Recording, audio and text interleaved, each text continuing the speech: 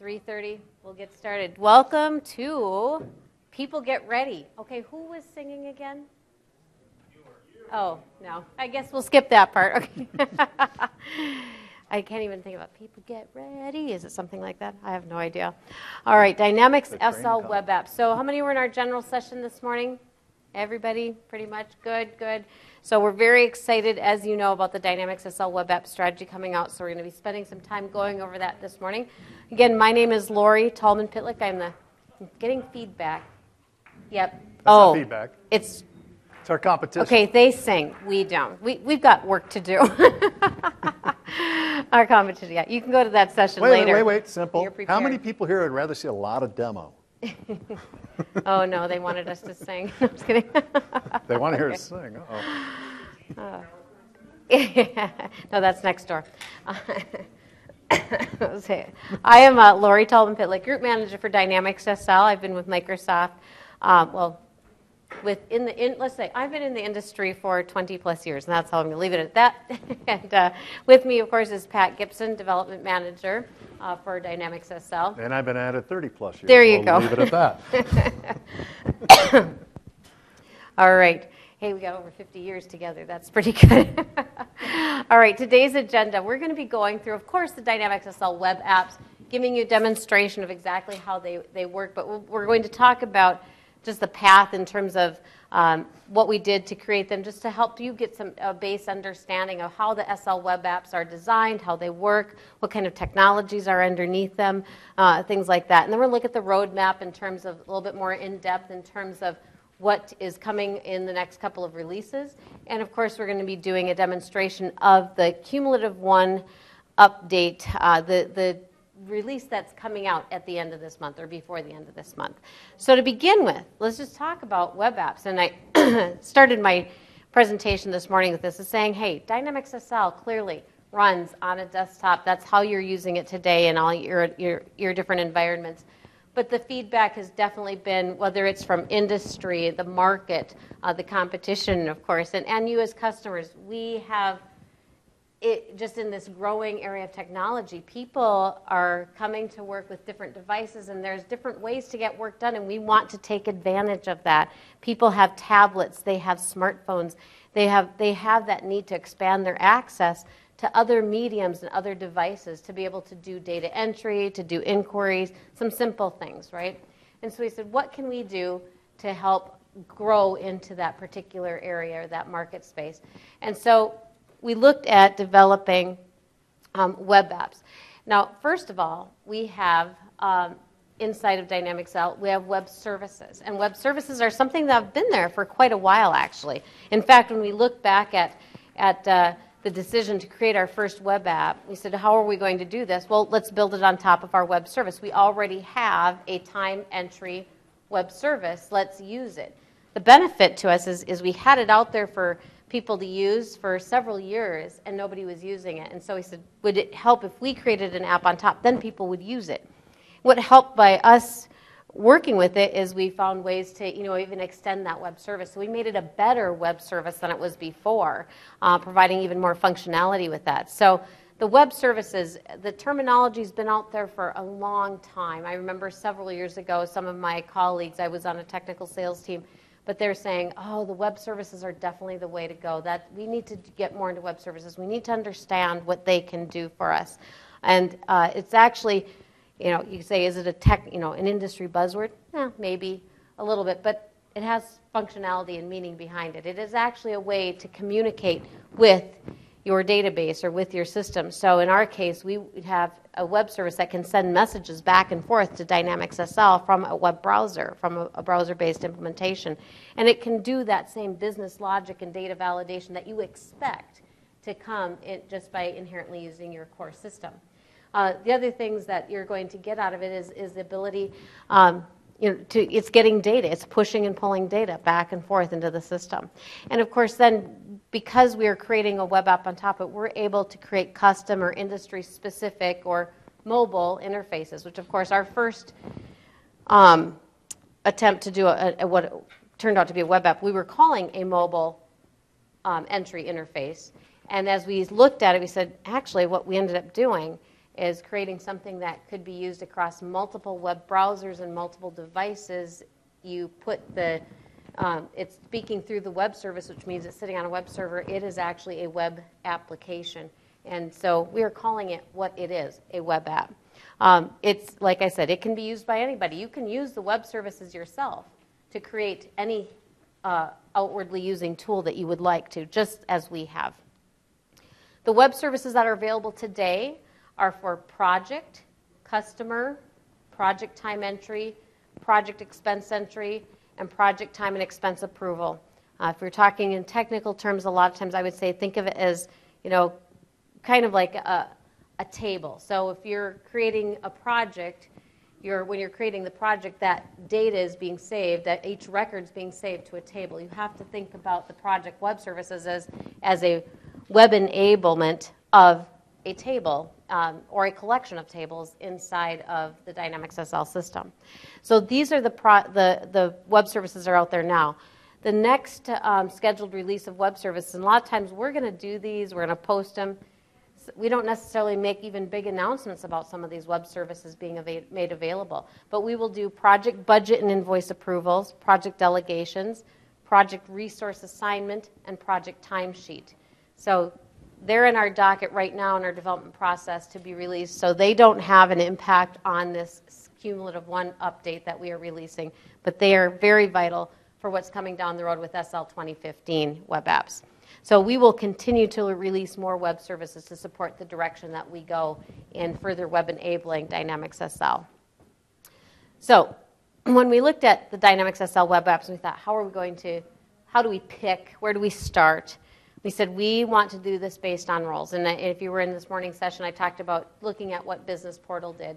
And we said which functions are being used most commonly. Time and expense are clearly the number 1 and 2 functions that people use Business Portal for with Dynamics SL. And those are being done by people who are in project roles, so project managers, project consultants, or you could say project workers, but people that are doing the works for the projects, whether they be a consultant or a foreman or somebody working on a crew, depending on what your business is about. People that are working in project-based roles. Then, of course, we said we've got the web services that are underlying that. So if we say, I know what roles I want, I've got the web services that have the core functionality in there that these roles would impact, I'm going to put a user interface on top of it, and that becomes the web app. So that's why the web services are important to us, because they're that connecting piece that is speaking to the database or sending data back and forth. Again, we talked about this morning, our initial goal was to look at our most commonly used Business Portal features, turn that functionality into web apps. And so that was our main goal, replicate that functionality inside into Dynamics SL web apps. The Dynamics SL web apps are written using HTML5, so we had a number of options when we started looking at what to do, what to use. This has given us a lot of benefits in terms of being able to work across multiple platforms and multiple browser environments success at the same time. So when we release, we work across multiple environments. It's accessible, as I mentioned, through desktops, tablets, smartphones. So, of course, anything with a browser, right? If you've got an Android tablet, you have an iPad, you have an iPhone, you have a smartphone, you have a Surface. MacBook. A MacBook, Yep. You can go ahead and launch your web browser and use these web apps. They're also written to be with responsive technology, so your screen is going to adjust to the size of the device. So this morning's demonstration, Pat was using an iPad to demonstrate from. Obviously we're Microsoft, we want it to work with Surface and Windows Phone, and we know those are the most popular Windows and tablets out there, right? So maybe not yet. But we're smart enough to say, okay, a lot of people have got Androids. That's definitely becoming one of the leaders in the market. And of course, iPads are huge, and a lot of people have those. And so if their need to do data entry is as simple as just opening up a web browser and having secure access to a particular site, if we can work on that iPad or that iPhone or that Android phone or the tablet, let's do it. And the screen will adjust to the size of the device. Now, interestingly enough, when we look at all the different form factors that you could use. The one that looks the nicest seems to be the iPad. Just not that the others are awful. I use it on my phone; it looks fine. but some people say the iPad just looks more attractive. So with the web apps, when we release these later on this month, the code will be available to allow you to do customization of screens. Excuse me. And with that first release, just to review what we went through this morning, project time entry. Now, our first release was actually it was August or September of this past year of 2013, and it was just project time entry. And it was basically emulated what you could do in SL with a time card entry. That's what we were emulating, was time card entry. But it didn't have project flex time built with it, and it didn't have correcting time cards. It had, you could reject a time card and you could fix it and send it back and things like that. But we just did kind of some baseline work to get project time cards working. And some people found it useful, but a lot said, yeah, I like it, but a lot of project-oriented customers said, I really need the project flex time. That's the only way I can really use it. So that was one of our number one requests as we went into this cumulative update 1 time frame. Project type time card support we had already.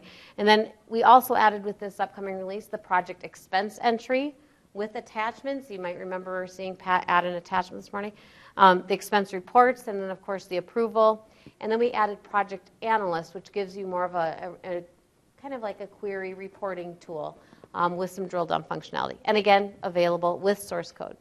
So this thing that we also wanted to take note of, we keep talking about, we copied Business Portal functionality, and I have to step back and say we didn't copy it, we made it better. Okay, honestly, when you look at between the Rich client and what Business Portal was doing for time entry, let's just look at time entry alone, probably 20 plus different windows or screens that were used down into just a few entry points using this new web app. So making it a lot easier for you when you're pushing it out to your end users to say, okay, if you do a time entry, you got to go to this window. Oh, if you have flex time, you have to go here. If you're correcting, you have to go here. Now we're saying, hey, you just open it up. You can see what you need to do. You take the action, you do it. So we did that. Now, with Business Portal, for those of you that are using Business Portal, right now the latest compatibility with SharePoint is SharePoint 2010. We have achieved SharePoint 2013 compatibility, but it is in running SharePoint 2010 compatibility mode. So we will work with SharePoint 2013, but when you install it, you still have to run in 2010 compatibility mode. So, and that is, again, that functionality for Business Portal users is releasing at the end of this month as well. So we have a couple things coming out in March. Now, as we move to 2015, you will get an additional release of web apps when our 2015 release comes out. And that is going to be a fairly extensive add. We will add for time. We will add the timesheet entry. We will also bring in a project communicator. Again, it will not look like the project communicator that you see with Business Portal or inside of Dynamics SL today. I know there's a couple different places that you have communicator tools. We're looking to create one communicator that can hold the different areas that you need to get messaging on. So that design we're still working through, but that's planned there. And again, don't expect copies of what you see today. We're looking to make things better, easier to use as we take this opportunity to build something new. Don't just copy it because it's there. Let's take a really deep look at it and see, can we make it better? Delegations and invoice approval, you saw on my web service list, those are web services that are in process right now. Those will be ready in time for us to create the web apps on top of those. And then project maintenance and inquiry. So this is another good example of taking an area where you've got a lot of different windows to work with, and we're going to pull that over into a project maintenance web app and inquiry app that will give you access to billing information, project maximums, your percent complete and revenue recognition setup, address maintenance, your contact value and revenue information. So giving you a lot of that core project information that you need that you can quickly access, again, via web browser, right?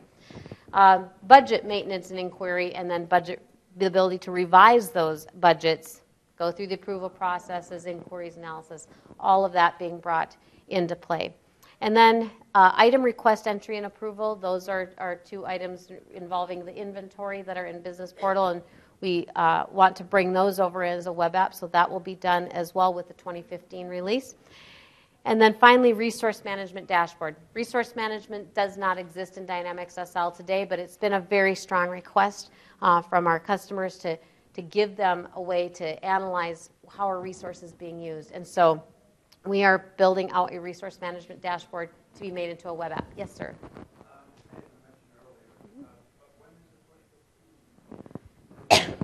Excuse me. Dynamics SL 2015 is the second half of this calendar year, so it will still be in 2014. And Microsoft has a policy, whenever you release a product after July 1st, then you take on the next year's number, so that's why it's a 2015. You're what now? Implementing, okay.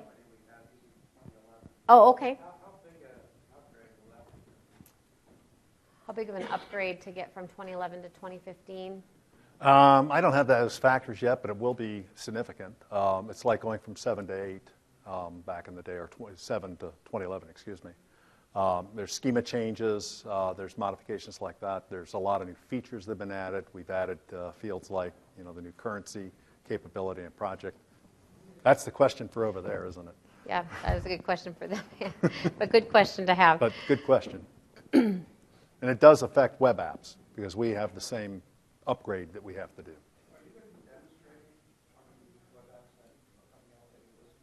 Yes, that's going to be Pat's job the second half of this session. I'm actually demonstrating the beta right now. Yeah, thanks. So as we mentioned, our initial goal was look at the most commonly used Business Portal features, get those not copied, replicated to the smartest extent possible. I'm going to say the wisest use of those applications and those features into the Dynamics SL web apps. Looking at what we're releasing this month, plus what we will be releasing as a companion to the Dynamics SL 2015 release. When we look at that, we feel that our goal was accomplished to get that Business Portal functionality that's being used on Business Portal, to get all of what you need to do taken care of in the SL web apps environment. So you can start using web apps instead of Business Portal. And Business Portal will not be included in the Dynamics SL 2015 release. So we would want you to start, getting the SL web apps going. This would be a great time to start thinking about running them in parallel when this release goes out. So if you're doing time entry or expense entry today in Business Portal, this might be a great time to start downloading those, taking a look at them, run them in parallel, make sure that they're doing what you expect, and be able to move forward. Remember that if there's customizations, you will have the code available to you as well. So your partners can help. And that's real important. We really do want to hear your feedback on the web apps and whether they're meeting the needs, especially for the Business Portal users. Any other users, we want your feedback as well. It's very helpful. Yep, definitely. So licensing requirements, a lot of people are asking about that. With Business Portal, you need to have light user license. Same thing for web apps. So if you already have the light user license for Business Portal, that can just be ported over, used with the SL web apps. And of course, you need the Microsoft SQL license for your SQL instances. System requirements. Looking at this, and Pat, maybe you want to cover this. Sure, I got it. They may all head that way, I don't know. First of all, you need at least IIS 7 on, and what are we on, 8.5 now, I think we're up to, and you need the .NET Framework 4.5. It turns out because we're using web services for Dynamics SL 2011, it uses a different version of .NET, so you end up with two versions, unfortunately. But that'll change come 2015. And we do require Microsoft Dynamics SL 2011 SP2 to be installed, clearly for what database we're hitting against, as well as what hot fixes we might have had to apply, which you'll learn in the deep dive. Question? This is for CU1. These are the requirements for CU1 web apps. And there it shows the web services, and we'll be using web apps for Microsoft Dynamics SL 2011. CU1 is what it will be. And you have to, it's optional, but you most likely will want to have the SSRS server component as well, because that's some of the reporting will go through that. And of course, a browser that supports HTML5. That's quite useful. So that's IE 10 and above, Chrome's later versions, Safari, right on down the line. And of course, we talked about the device options, the ability to fit different form factors. These are the different devices that we'll be supporting. And of course, the web browsers, anything that's HTML5 we're good with. We'll do our best job as possible to make sure that we don't run into any issues with those. We've used dozens of browsers and been very successful. So it's demo time, I think. It's demo time. Let's go right to it.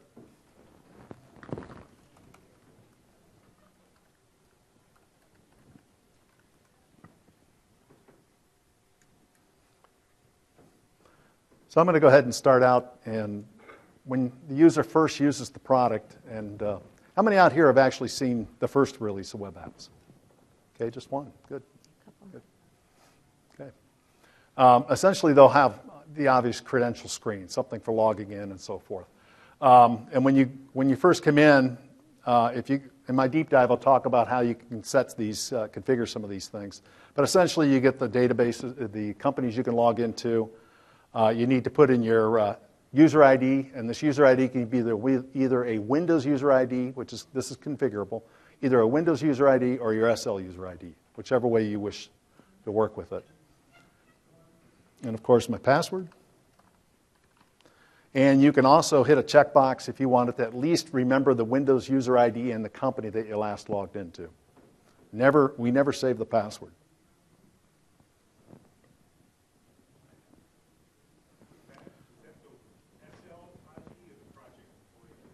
It's the SL user ID. Now, I'll go to time card. Now, I'm first going to show you, this was the original time card view. This was the view, since there were so many that didn't have an opportunity to see that yet, I'll show it to you. And essentially, you have the ability for putting in your current period, or you can actually pick prior periods. I'll show you here in a moment. And so I have the opportunity here to pick which day of the week I want to put my time in. I can put in my description. You can look up your particular project you're working with. Same thing with your task, right? And if you have subtasks, you would enter those there. You have all the fields that you're familiar with. And any other fields that you make required, whether it's billable, non-billable, so forth. And you can hit accept, and you'll get that one entry in for that day. And you can keep repeating that for this particular case. You can do the next day. You can do a duplicate of that day. If you've got a device that you can swipe on, you can do it on the browsers too. You can use the ability to actually duplicate that day. I'm just going to go ahead and, I didn't want to cancel. Gave me an opportunity. I'll save it. I just want to point out too on that, when that duplicate, if you caught that, it's just swipe across with your finger and that duplicate button shows up. Correct. So, cool. So that's the original view. It's just keep entering time, keep entering your data, and it also has some features that will all go across, and I'll show you that in a minute. So let's change this over so that it's supporting Project FlexTime, which is available in BP, and we made it available in the web apps by adding this checkbox. So I hit save, and if you're not familiar with Project FlexTime, you get a lot more customizable abilities within here, within the actual time card entry. You can start hiding fields or disabling fields, and maybe shut off so it doesn't show weekends. I think you have the opportunity to allow correcting time cards. You can hide certain things. All the ones that are active that you see on this screen, you have the opportunity for them to work within time card entry. So I'm going to hit save.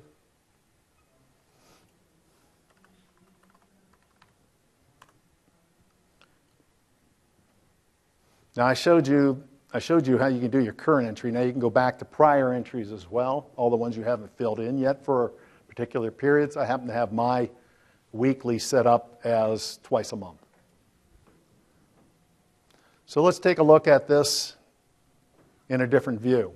Now you see at the bottom the entry that I actually put in through regular time card. What you see at the top, if you do resource assignments, you have the ability to assign the project task subtask combination, project task combination for individual users so that they can see the particular projects right up front. So this way they don't have to be guessing which ones they are, and if you're familiar with resource assignment, it's based on, starting date, ending date, so it'll end up showing here. So I can go in and you see that I already had 76 hours on that task, but I'm just starting this month. And I've also shut off the ability to enter on the weekends. So that's why it went right to Monday.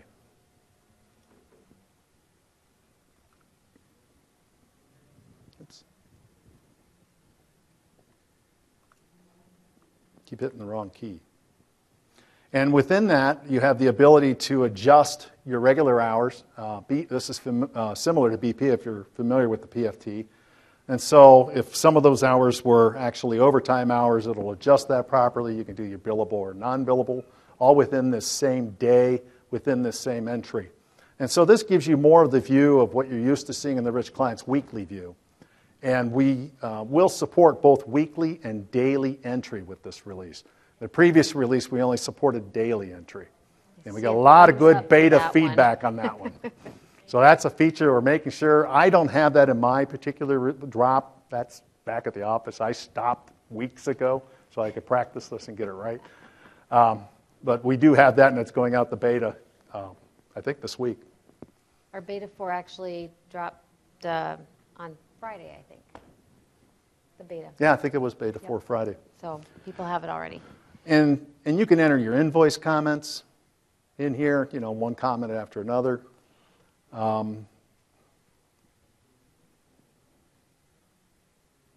Description for each detail goes into here. You can do additional days if you wish, and of course you can save it. Now we do support the time card, what we call the time card type T. That's time cards that were generated through timesheets in the Rich client, where you create a bunch of template time cards. I don't know how many people actually use that feature, but it is available to do that. We do support the data types. We try to support all the different data types out there, including the very elusive one, edit type entries, which is, I think, for rate amounts and things like that. Is it rate amounts? I think you can set your different total amount you're going to pay somebody if their salary.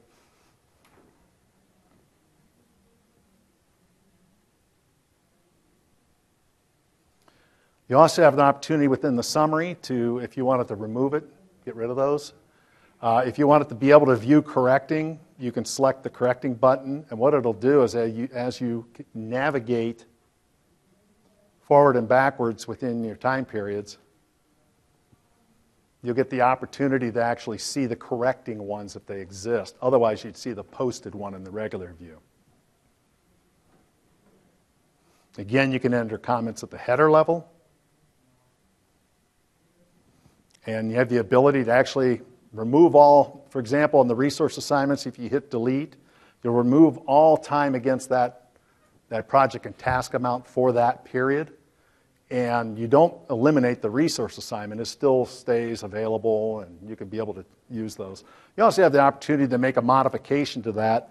And it'll create, if it's a resource assignment, it'll actually create a new open assignment down below, the open not assigned area. And you can add other projects, as you can see down here in the open not assigned. Now, if I go delete a open not assigned, that's actually going to actually remove that entry completely. And I'll show you the new real quick. We have the same concept of putting in the project, the task, and all the other fields that are required. And it turns out project and task, after filling those out, actually automatically populate your account sub-accounts if you're familiar with how project works in the back end. Does that make sense for PFT? Everybody good on that? Okay.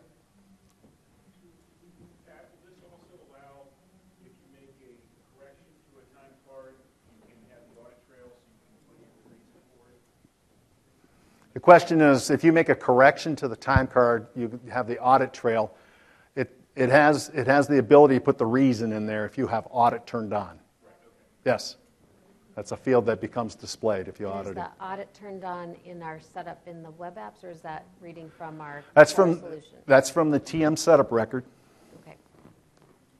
In the web apps. Perfect. So it's a TM setup. We read from the rich client's TM setup record. Oh, we do. Okay. Yeah.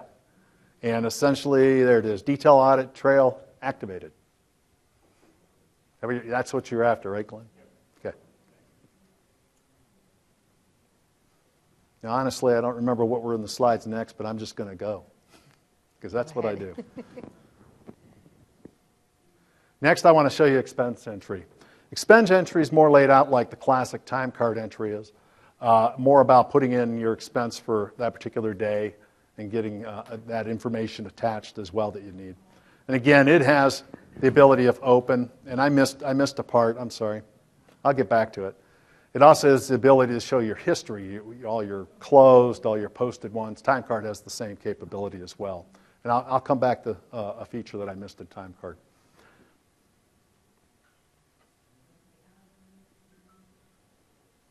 So in TimeCard history, you have an actions button that can pop up if your current TimeCard period has not been completed yet. You'll get the ability to do the duplicates and be able to duplicate to your current period a previous time card, which gives you an opportunity to basically build a template of what you did the last week. It's the same project over and over again. Why not duplicate it? And then this is where you get your opportunity to do correcting if that's turned on.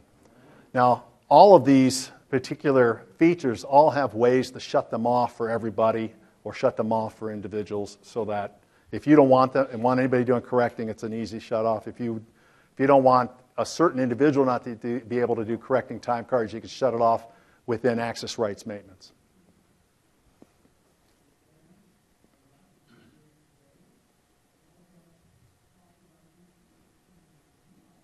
So I'm going to go ahead and create a new expense. You can do advance or repayment. This is very similar to what you can do today in both BP and the rich client. And enter a new expense. I flew here. Oh, I can't remember. Let's look by description for, I like games. So I'm going to do game development. And it was my travel time. So I expensed it against that particular project and the travel time for that. And I need to attach some sort of receipt. And I really don't have any, if you don't have any receipts already moved into your desktop, whether you got it through email or not, it'll be a little bit difficult to attach those because most desktops do not allow you to just take a picture, right? But if you've got a cell phone, or of course, or your tablet, the interface will automatically change. If you saw at the session today, at the general session, it actually popped up with a different dialogue than what you see here for either taking a picture or grabbing an existing picture from within your device. And the taking a picture, I assume, is to be the most used one for just taking a picture of your receipt. And of course, we'll pick somebody fun here. And I have the ability to actually verify what I ended up with because it's already been sent to the server. And was I too quick for it? Oh, I know what it is. I'm an IE with, so we get that wonderful picture of the guy next door.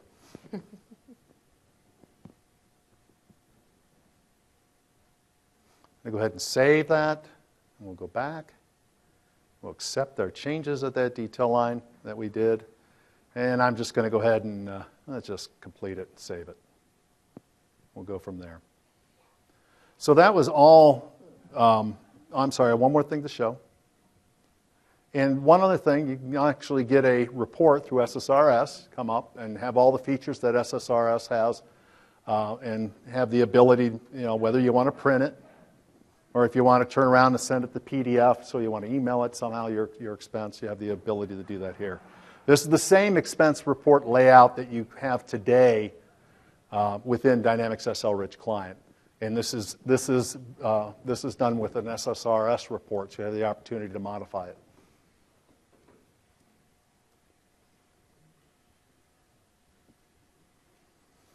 So expense, time card, and correcting time card, all three of those are new entries in the access rights menu and can be given access rights to individuals you wish to be able to use these features. Furthermore, you can do all the read and whether you can read things and write things. You also give them access to attachments just like you can in Rich Client. So it uses the attachments screen where you have to enter the particular rights to where the folder is going to be, whether you're using SharePoint or going to a shared folder. You set those sort of things up. So we haven't done anything different. We're using what's under the hood that comes with Rich Client and will work in parallel. The key to this is it will work with BP, Rich Client, and web apps. We're all hitting the same data the same way.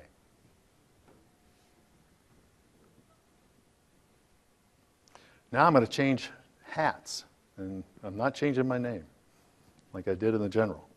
So now I'm going to go in and be a project manager. That was the project employee. And as a project manager,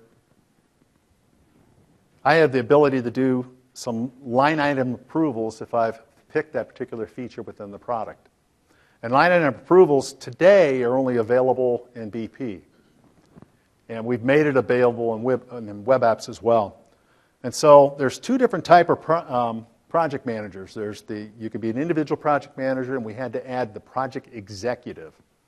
The project executive is nothing more than a checkbox within project employee setup where you can actually make them a project executive. The project executive has the ability, just like in BP, the ability to see all projects, whereas the individual project manager can only see his projects. So I'm in right now as a project executive, which would be the same as my project's view for the non-project executive. So I have the opportunity here as a project executive to look at this data in different ways. We're planning to make, I don't have the example here, but we're planning to make a slight change so even the non-project executive, somebody who's just a project manager, will have an opportunity to see things in different diced up way that makes sense here. So that's something BP doesn't have when we're adding to web apps. So in here I have the opportunity to, let's go verify some of the details behind what these line items are that were going on. And I can go ahead and after verifying and being happy with what's out there, I can either reject or approve the particular item. If I approve it, I have an opportunity to put a message in that will stay with this particular item. If you don't want it, you don't have to. But if you reject it, it's required to have a message in here to send back to that employee that they did something wrong. And hopefully I do this right. You're being very vague. I'm just kidding. You like that? Did that make sense? The approval and the reject? I mean, this is very similar to BP and what they do today. And I can go ahead and mark them all as such if I'm lazy and mark them all approved. And sure, let's just approve everything, right?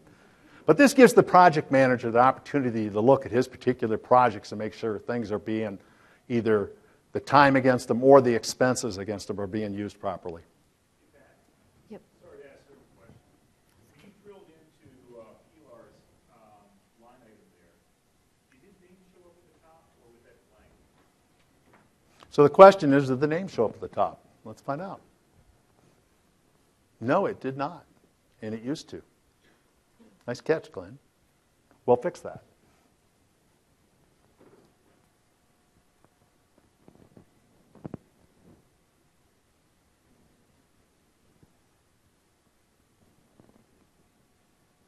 Next, I'm going to go into a different view, but let's do one other thing that a project manager could do as well as the project executive.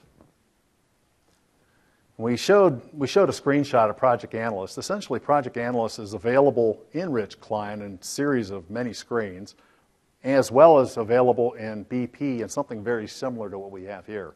We took advantage of using SSRS and wrote a bunch of query views that could be used with quick query, hint, hint, and build out the same sort of data that's available for showing the different project lists. These are my projects. I can look at my particular project list, see the values against those, whether they're budgets or actuals and so forth, and actually get to the details underneath those. Look at the net profits.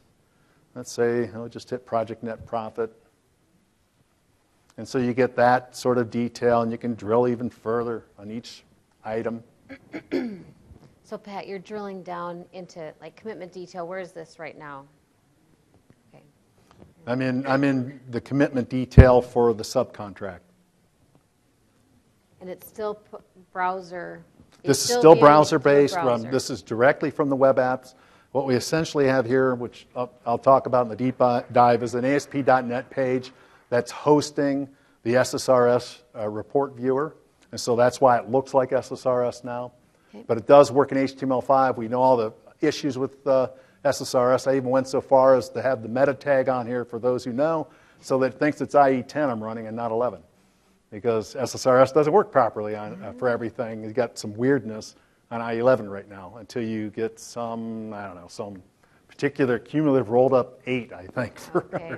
So I wanted to make it simple, and that's why I made that modification. We test those things. We have those problems. We try to find ways to solve them. We've been solving them.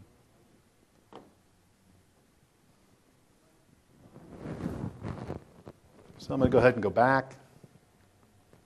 I know I'm going fast. Any questions at this point? You have a way for us to plug our own SSRS?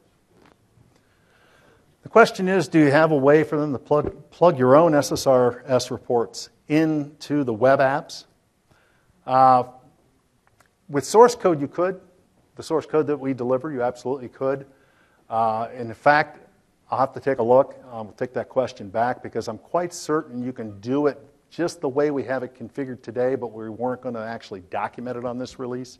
We're going to wait for our next one because it's more of the sort of a good document for an SDK. Yeah, good question though. And of course, you can still get to this particular report directly through just the URL. It's in the folders.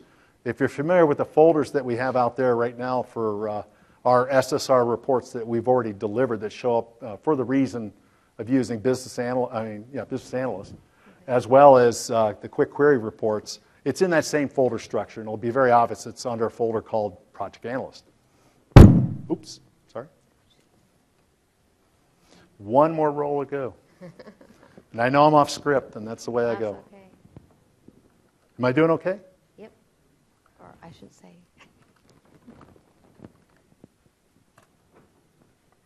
Oops. Put the name in wrong. This is my supervisor, manager, approver, person who takes care of those sort of roles.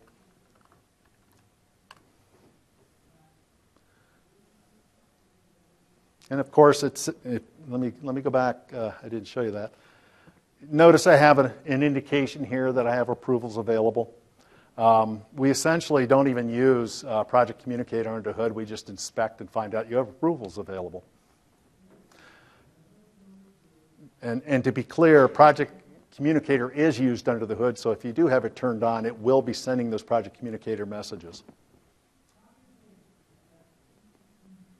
So time and expense approvals is the first set of approval screen that we have done at this time. The document level approvals.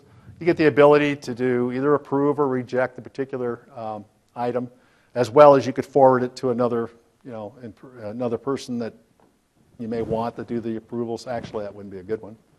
Why would I send it back to him? And reject. Actually, I'd rather not do the forward right now. So I'm just going to reject everything because I just don't like it. And we'll just commit those actions. And essentially, that's what approvals are about. Now,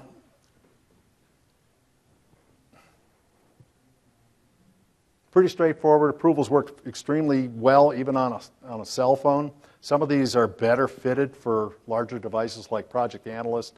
Makes better sense on a tablet or larger. Expense, time card, approvals work pretty good on a cell phone as well as tablet.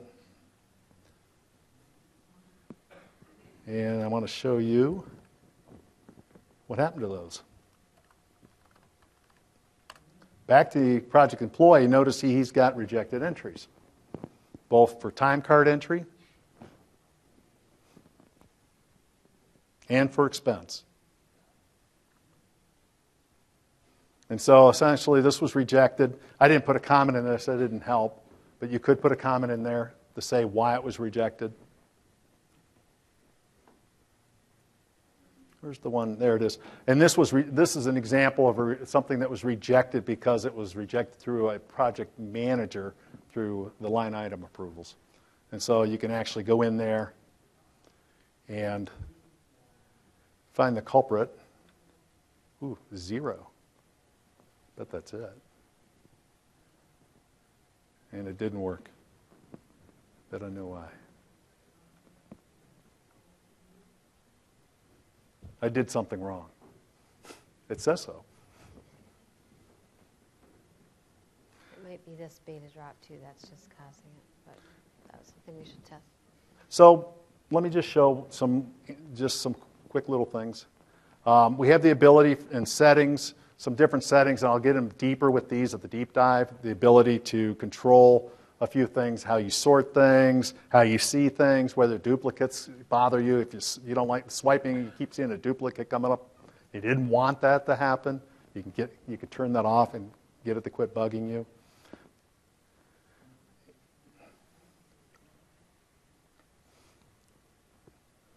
And there's help at each level. Expense is the same way. It's got just a couple settings. And this is basically just showing you how many are going to show up in the list. You know, maybe you don't want as much to come back. Maybe you keep up the date pretty good. You can want to shorten that. You also have the ability to go in and change your themes. And all the theme is nothing more than what the look is. So like, we have some canned ones between base, dynamics, gray, and black. And there's actually a way, if you want to make one look like your company's colors, there is a way you can go about that. And again, I talk about that in the deep dive. That one's a little crazy right now.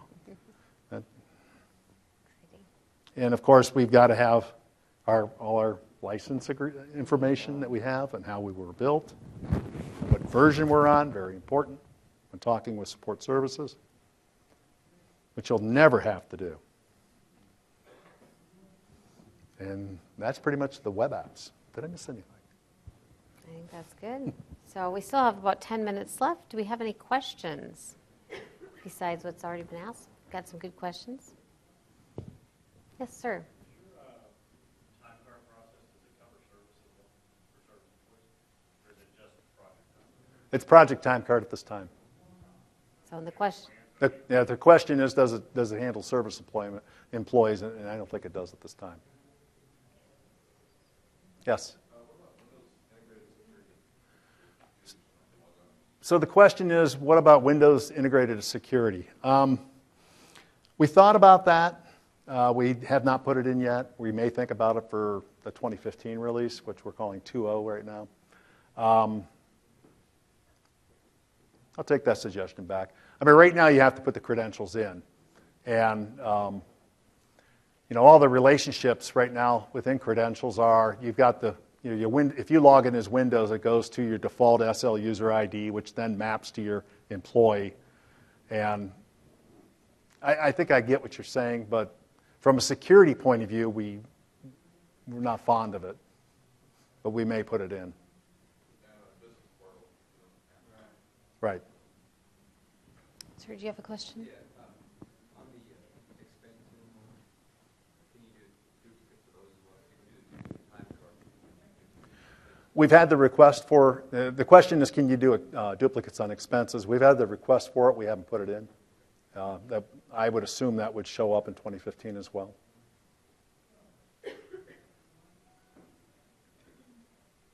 Any other questions? I have a question. How many are BP users today? Okay, that helps. Thank you. And how many are not BP users but are looking at the SL Web Apps very seriously as something you would like to bring back to your team and talk about? Okay, good.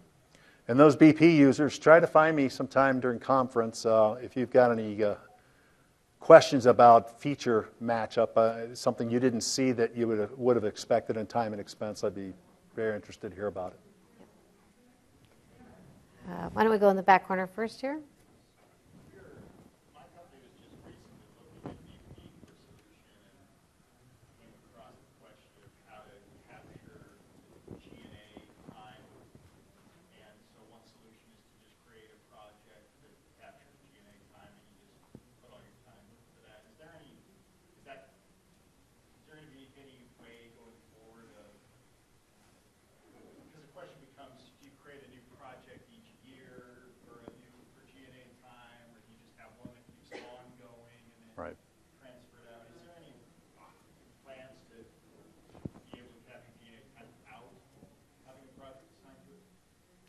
So you're looking at capturing G&A time that's not allocated to any particular person's time card, because it's more like salaried employees and things like that. Is that what you're looking at? Well, so I'm not a payroll person, I'm an IT guy. Okay. I know that my time, the controller burdens the projects across the board for specific G&A employees, like IT employees, or Okay. accounting employees. So my time doesn't, I don't put a project in my time. So you're allocated across multiples. Yeah. Okay. So I don't, when I enter my time, I don't really put a project. Right. You're an overhead, not to say that, but Which in reality. could be a project Yeah, as well, it as could actually be a have an project, overhead right. project. I mean, I only enter my vacations in my particular Yeah. case. I guess I would look for even other people to offer what they have done for in their own organizations. Yeah, You just create an admin project and yeah. Similar to what allocate it. Trial has today. They have a couple overhead buckets. okay. You just do one and close it each month. Okay. Yeah. All right. Okay. Does that help? Okay. Okay. You can set it up about 10 ways, but depending on how you want to write reports. Okay. So depending on what you want for the outcome on the reports will dictate the best way for you to set it up. Okay. Good information. Did we have another question in the back? Yep. On the project analyst and project executive, do you set up the security the same way it was set up in BP, where it's the manager on the project and the manager one manager two on the project, or is it set up differently? Question is the project manager and the project executive set up the same way in BP For security. for security point of view? Security. So what projects you saw was related to the manager one and manager two in the project maintenance screen?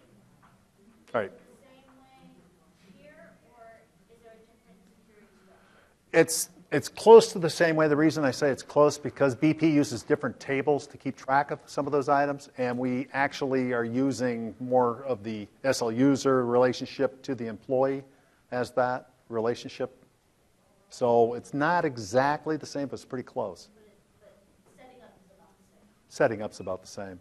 And in fact, we've been trying to find and we're pretty close, find a way to put a sequel together that could take your BP employees and move them over to SL users. In the back, did you have another question? Yeah. The web services that are behind the web apps, are those extensible for custom fields, things like that, additional areas of the applications, or how's that work? So the question is, are the web services extensible behind the scenes? So the answer is yes. They were extensible by design at first. You can essentially do a before and after on all methods and add your own customization through a separate DLL that you can register. And the SDK talks about that today, the existing SDK from when we first released it. Yes, you can add fields using that. Combination of having that and the source code for the web apps, you ought to be able to do what you want. It's SOAP. Yeah, it's WCF. Any other question? Okay. I know All right. I'm not sure if they have we're way behind on our Right. slide See how I am. deck. They all Let's built see. out, shows you the screens, right? So these decks will be made available after the conference. So that's why we put screenshots into the deck so that if you go back and you want to present it to your staff, there are a few screenshots in there that will help you to talk about it versus saying, oh, and then they gave this demo, but that's not in the deck. So we have some screenshots built in there that will just help you to jog your memory and help you talk about it. There you go. Oh, yes, the roadmap. All right. Forgot about the roadmap. Yes, sir.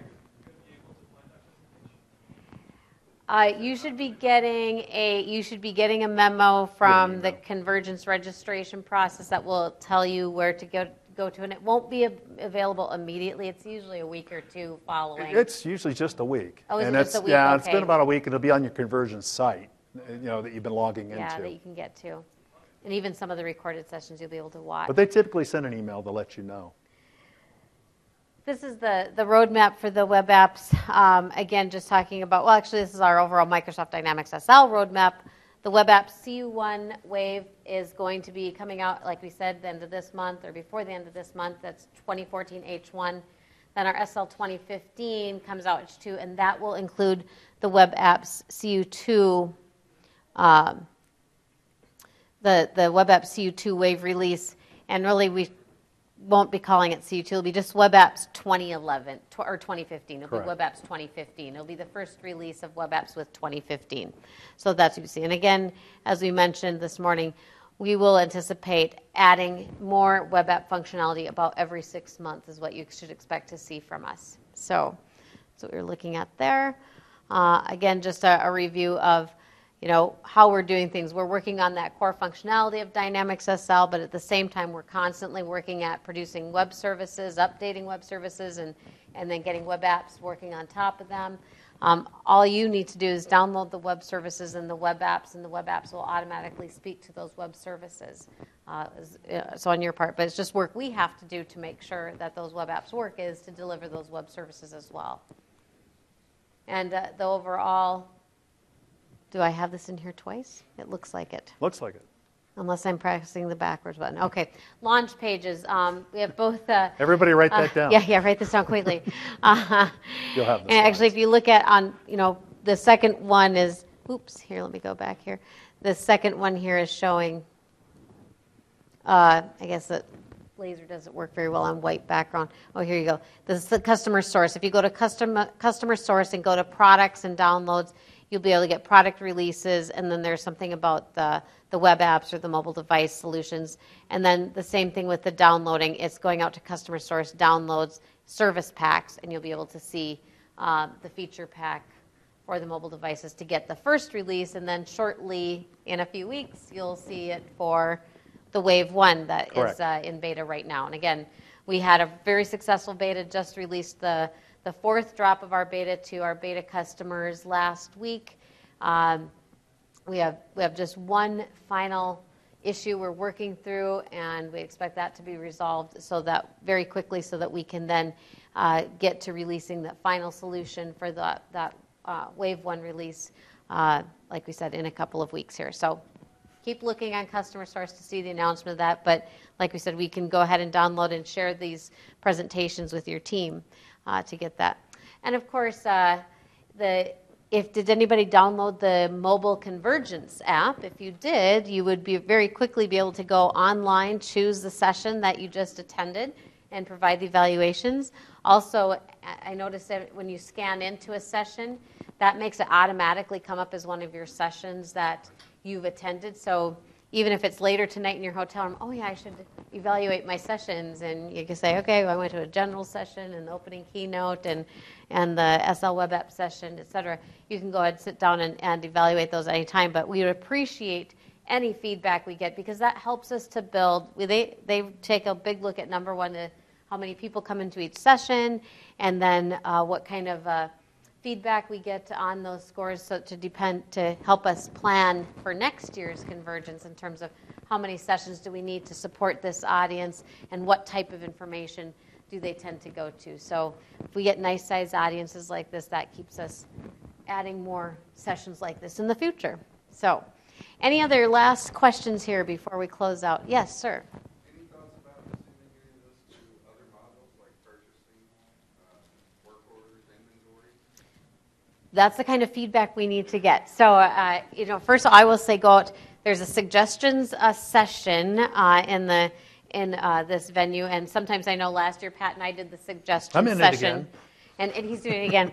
Last year it was called the Shark Tank, and it was appropriately named because sometimes I think we felt like we were in the Shark Tank and writing down so fast all the suggestions. But there's also, you can go online to the connection site and enter suggestions. So please enter those suggestions so we hear it and kind of log your feedback and go, okay, we need to do that.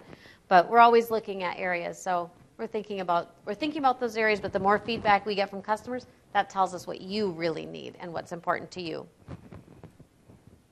Okay. All right. I would probably just close with one other thing. When it comes to web apps, this is really our response to people saying, how are you responding to the cloud story, right? And there's a lot of pressure out there to go to the cloud. One of the things that to keep in mind is when you take our web apps, you're still in control of your data. You get the advantage of that very rich, robust feature set that we have provided for years. We've built upon it. It's very rich in functionality and features. The quality level is good.